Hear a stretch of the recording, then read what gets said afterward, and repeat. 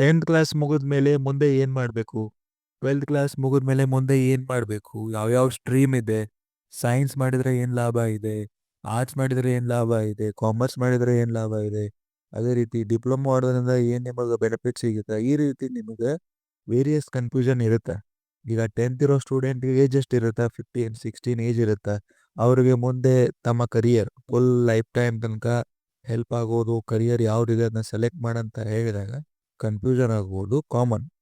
So ಈಗ ಸ್ಟೂಡೆಂಟ್ಸಿಗೆ ಏನು ತೊಂದರೆ ಇರುತ್ತೆ, ಅವ್ರಿಗೆ ಏನೇನು ಪ್ರಾಬ್ಲಮ್ ಅನ್ಸುತ್ತೆ ಅಂದರೆ ಯಾವ ಸ್ಟ್ರೀಮ್ ಸೆಲೆಕ್ಟ್ ಮಾಡಬೇಕು ಮತ್ತು ಅದನ್ನ ಎದಕ್ಕೆ ಮಾಡಬೇಕು, ಅದು ಮಾಡಿದರೆ ಏನು ಬೆನಿಫಿಟ್ ಸಿಗುತ್ತಾ, ಇದು ಯಾವ field, agriculture field, health field, engineering field, ಇಂಡಿಯಾದಲ್ಲಿ ವರ್ಕ್ ಮಾಡಬೇಕು, ಔಟ್ ಆಫ್ ಕಂಟ್ರಿ ಹೋಗಬೇಕು, ಮತ್ತು ಕರಿಯರ್ ಆಪ್ಷನ್ಗಳಲ್ಲಿ ಈಗ ಒಂದೇ ಫೀಲ್ಡ್ ಟೀಚಿಂಗ್ ಫೀಲ್ಡನ್ನು ವೇರಿಯಸ್ ಆಪ್ಷನ್ಗಳಿರುತ್ತೆ.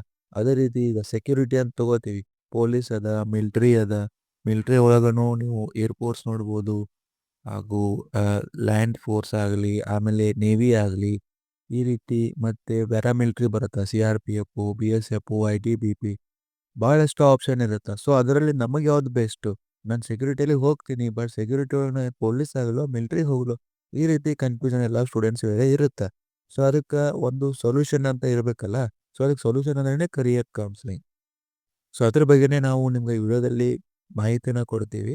ಇದು ನಮ್ಮ ಚಾನೆಲ್ ಇನ್ಫಾರ್ಮ್ ಕರಿಯರ್. ಅಂದರೆ ಇದು ಕರಿಯರ್ಗಳ ಬಗ್ಗೆ ಕನ್ಫ್ಯೂಷನ್ ಯಾರಿಗಿರುತ್ತೆ ಅವರು ಒಂದು ಸೊಲ್ಯೂಷನನ್ನು ಪಡ್ಕೋಬೇಕು ಅಂದರೆ ನಮ್ಮನ್ನು ಕಾಂಟ್ಯಾಕ್ಟ್ ಮಾಡ್ಬೋದು. 10th ಕ್ಲಾಸ್ ಸ್ಟೂಡೆಂಟ್ ಇರಲಿ, 12th ಕ್ಲಾಸ್ ಸ್ಟೂಡೆಂಟ್ ಇರಲಿ, ಡಿಗ್ರಿ ಸ್ಟೂಡೆಂಟ್ಸ್ ಇರಲಿ, ನಿಮಗೆ ಮುಂದೆ ಏನು ಮಾಡ್ಬೇಕಂತ ಗೊತ್ತಾಯ್ತಾ ಇಲ್ಲ, ಕರಿಯರ್ ಆಪ್ಷನ್ಗಳು ಭಾಳ ಅದಾವ, ಒಂದು 4-5 ಇದಾವೆ, ಅದ್ರೊಳಗೆ ನಾನು ಯಾವ ಸೆಲೆಕ್ಟ್ ಮಾಡಲಿ, ನಿಮ್ಮ ಪರ್ಸ್ನಾಲಿಟಿಗೆ, ನಿಮ್ಮ ಕರಿಯರ್ ಸ್ಕಿಲ್ಗಳಿಗೆ, ನಿಮ್ಮ ಕರಿಯರ್ ಇಂಟ್ರೆಸ್ಟ್, ಲರ್ನಿಂಗ್ ಸ್ಟೈಲು, ನಿಮ್ಮ ಸ್ಕಿಲ್ಸು ಎಲ್ಲ ಮ್ಯಾಚ್ ಆಗುವಂಥ ಕರಿಯರ್ ಯಾವುದಿದೆ ಅದನ್ನು ಮಾಡಿದರೆ ನಿಮ್ಗೆ ಯಾವ ರೀತಿ ಅನುಕೂಲ ಆಗುತ್ತೆ, ಈ ರೀತಿ ನಿಮಗೆ ಏನಾದರೂ ಕನ್ಫ್ಯೂಷನ್ ಇತ್ತು ಅಂದರೆ ನೀವು ಕರಿಯರ್ ಕೌನ್ಸಿಲಿಂಗ್ ಪಡೆಯೋದ್ರಿಂದ ನಿಮಗೆ ಕಂಪ್ಲೀಟ್ ಸೊಲ್ಯೂಷನ್ ಅನ್ನೋದು ಸಿಗುತ್ತೆ. ಸೊ ಈಗ ನಾವು ಏನು ಮಾಡ್ತೀವಿ ಅಂದರೆ ಸ್ಟೂಡೆಂಟ್ಸ್ಗಳಿಗೆ ಯಾರಿಗೆ ಕನ್ಫ್ಯೂಷನ್ ಇರುತ್ತೆ ಕರಿಯರ್ ಬಗ್ಗೆ ಅವರಿಗೆ ನಾವು ಸೈಕೋಮೆಟ್ರಿಕ್ ಕರಿಯರ್ ಅಸೆಸ್ಮೆಂಟನ್ನು ಕಂಡಕ್ಟ್ ಮಾಡ್ತೀವಿ. ಸೊ ಈ ಟೆಸ್ಟ್ ಏನಪ್ಪ ಅಂದರೆ ಒಂದು MCQ ಏನು ಪೇಪರ್ ಇರುತ್ತಲ್ಲ ಅದೇ ರೀತಿ. ಸೊ ಇದ್ರಲ್ಲಿ ಒಂದು 120 ಕ್ವಶನ್ಸ್ ಇರುತ್ತೆ. ಸೊ ಪ್ರತಿಯೊಂದು ಕ್ವಶನ್ ಏನೋ ಅಲ್ಲಿ ಆಪ್ಷನ್ ಇರುತ್ತೆ, ನೀವು ಅಲ್ಲಿ ಯೋಚನೆ ಮಾಡಿಬಿಟ್ಟು ಅದನ್ನು ಟಿಕ್ ಮಾಡಬೇಕು. ಸೊ ಪ್ರತಿಯೊಂದು ನಾವು ಟಿಕ್ ಮಾಡೋದ್ರಿಂದ ನಮ್ದು ರಿಪೋರ್ಟು ಜನ್ರೇಟ್ ಆಗುತ್ತೆ. ಸೊ ಆ ರಿಪೋರ್ಟ್ ಇದ್ದಿದ್ದು ನಾಗಲೇ ಹೇಳಿದಾಗೆ ನಿಮ್ಮದು ಎಲ್ಲ ಪರ್ಸ್ನಾಲಿಟಿ ಏನಿದೆ, ನಿಮ್ಮದು ಕರಿಯರ್ ಇಂಟ್ರೆಸ್ಟ್ ಏನಿದೆ, ನಿಮ್ಮ ಸ್ಕಿಲ್ಸ್ ಏನೇನಿದೆ, ಆ ಸ್ಕಿಲ್ಸಲ್ಲಿ ಡೆವಲಪ್ಮೆಂಟ್ ಏನೇನು ಮಾಡಬೇಕು, ಅದೇ ರೀತಿ ನಿಮ್ಮದು ಲರ್ನಿಂಗ್ ಸ್ಟೈಲ್ ಏನಿದೆ, ಈ ಲರ್ನಿಂಗ್ ಸ್ಟೈಲ್ ಅಂದರೆ ಎಲ್ಲರದು ಸೇಮ್ ಇರಲ್ಲ. ಸ್ವಲ್ಪ ಸ್ಟೂಡೆಂಟ್ಸು ಓದ್ಬಿಟ್ಟು ಕಲಿತಾರೆ, ಸ್ವಲ್ಪ ಜನ ಬರೆದ್ಬಿಟ್ಟು, ಸ್ವಲ್ಪ ಜನ ಕೇಳಿ, ಸ್ವಲ್ಪ ಜನ ಡೂಯಿಂಗ್ ಕೆಲಸ ಮಾಡಿಬಿಟ್ಟು ವರ್ಕ್ ಮಾಡಿಬಿಟ್ಟು ಕಲಿತಿರ್ತಾರೆ. ಸೊ ವೇರಿಯಸ್ ಆಪ್ಷನ್ ಇರುತ್ತೆ ಕಲಿಯೋದಕ್ಕೂ. ಸೊ ಅದೇ ರೀತಿ ನೀವು ಅದನ್ನು ಕಂಡು ಹಿಡಿಬೇಕು, ಲರ್ನಿಂಗ್ ಸ್ಟೈಲ್ ನಮ್ದು ಏನಿದೆ ಅಂತೇಳಿ. ಸೊ ಅದನ್ನು ಕಲಿಯೋದ್ರಿಂದ ನೀವು ಮುಂದೆ ಬಹಳ ಅನುಕೂಲ ಆಗುತ್ತೆ.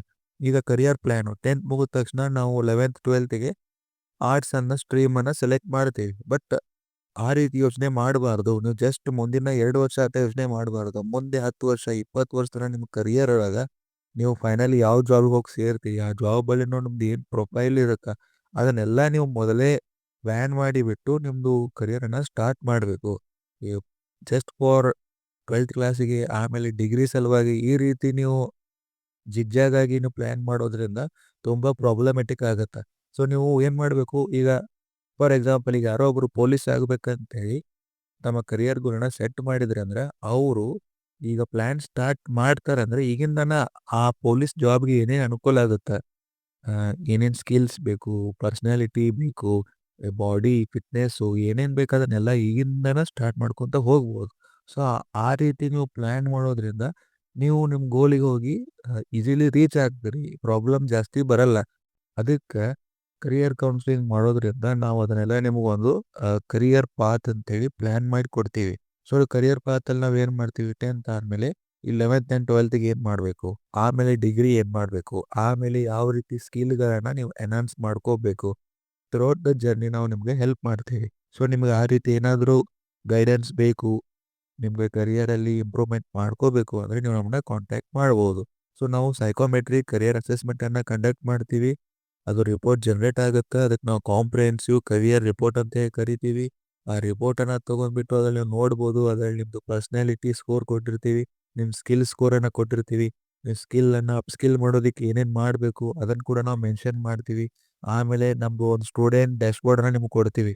ಅದರಲ್ಲಿ ನೀವು ನೋಡ್ಬೋದು, ಈಗ ನಿಮ್ಮ ಮುಂದೆ ಕಂಪ್ಯೂಟರ್ ಸ್ಕಿಲ್ ಬೇಕು, ನ್ಯೂಮೆರಿಕಲ್ ಸ್ಕಿಲ್ ಬೇಕು, ಅನಾಲಿಸಿಸ್ ಸ್ಕಿಲ್ ಬೇಕು, ಇಂಗ್ಲೀಷ್ ಕಮ್ಯುನಿಕೇಷನ್ ಸ್ಕಿಲ್ ಬೇಕು. ಅದಕ್ಕೋಸ್ಕರ ಏನೇನು ಕೋರ್ಸ್‌ಗಳು ಬೇಕಲ್ಲ ಅದನ್ನು ಕೂಡ ನಾವು ಏನು ಮಾಡ್ತೀವಿ ಅಂದರೆ ಆ ಸ್ಟೂಡೆಂಟ್ ಡ್ಯಾಶ್ಬೋರ್ಡಲ್ಲಿ ಕೊಡ್ತೀವಿ. ಮತ್ತು ಸ್ಟೂಡೆಂಟ್ ಡ್ಯಾಶ್ಬೋರ್ಡಲ್ಲಿ ನಾವು ಇಂಡಿಯನ್ ಆ್ಯಂಡ್ ಇಂಟರ್ನ್ಯಾಷನಲ್ ಕಾಲೇಜಸ್ ಲಿಸ್ಟನ್ನು ಕೊಡ್ತೀವಿ. ಅದರಿಂದ ನೀವು ಚೆಕ್ ಮಾಡ್ಬೋದು ನಿಮ್ಮ ಬಜೆಟ್ ಏನಿದೆ, ನಿಮ್ಮದು ಎಷ್ಟು ಇಯರ್ ನೀವು ಪ್ಲ್ಯಾನ್ ಮಾಡತ್ತೀರಿ ಎಜುಕೇಷನ್ನು, ಆ ರೀತಿ ಎಲ್ಲ ಫಿಲ್ಟರ್ಸನ್ನು ಅಪ್ಲೈ ಮಾಡಿಬಿಟ್ಟು ಯಾವ ಕಾಲೇಜ್ ನಿಮಗೆ ಮ್ಯಾಚ್ ಆಗುತ್ತೆ ಅಲ್ಲಿ ನೀವು ಅಡ್ಮಿಷನನ್ನು ಮಾಡ್ಕೋಬೋದು. ಆಮೇಲೆ ಒಂದು ಎ.ಐ ಕರಿಯರ್ ಚಾಟ್‌ಬೋಟನ್ನು ಪ್ರೊವೈಡ್ ಮಾಡ್ತೀವಿ.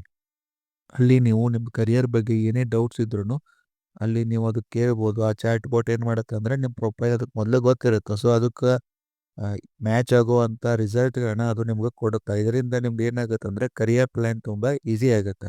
ಸೊ ಅದಕ್ಕೆ ನಿಮ್ಗೆ ಯಾರಾದರೂ ಕರಿಯರ್ ಕೌನ್ಸಿಲಿಂಗ್ ಬೇಕು ಅಂದರೆ ನಮ್ಮ ನಂಬರಿಗೆ ನೀವು ಕಾಲ್ ಮಾಡಿ ಇಲ್ಲ ವಾಟ್ಸಪ್ ಮಾಡಿ ನಾವು ನಿಮಗೆ ಫರ್ದರ್ ಕರಿಯರ್ ಕೌನ್ಸಿಲಿಂಗ್ ಸೆಷನ್ಸನ್ನು ಕಂಡಕ್ಟ್ ಮಾಡಿಬಿಟ್ಟು ನಿಮಗೆ ಗೈಡ್ ಮಾಡ್ತೀವಿ. ಸೊ ನಿಮಗೆ ಕನ್ಫ್ಯೂಷನ್ ಇತ್ತು, ಇಲ್ಲ ಈಗ ಮುಂದೆ ಏನು ಮಾಡಬೇಕು ಅನ್ನೋದು ಗೊತ್ತಾಯ್ತಾ ಇಲ್ಲ ಅಂದರೆ ನೀವು ನಮ್ಮನ್ನ ಕಾಂಟ್ಯಾಕ್ಟ್ ಮಾಡ್ಬೋದು.